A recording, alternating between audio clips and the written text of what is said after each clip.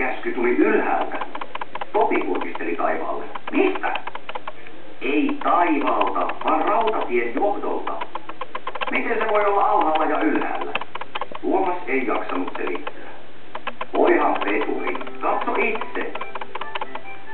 Maija veturi, Pontus, Ville ja Veikko, Donald, Oliver ja Taneli kulkivat jonossa ohi. Hyvää iltaa teille kolmelle, vislasi Donald. Emmekö olekin komea näky? Olette totisesti, myönsi Topi. Valitettavasti emme ehdi pysähtyä. Herra päätarkastaja haluaa meidät kaikki asemalle. Mistä on kysymys? Kysyi Tuomas. Päätarkastajalla on suunnitelma, vastasi hänen kuljettajansa. Lähdetään! Ja he liittyivät kulkueeseen ja matkasivat pääasemalle.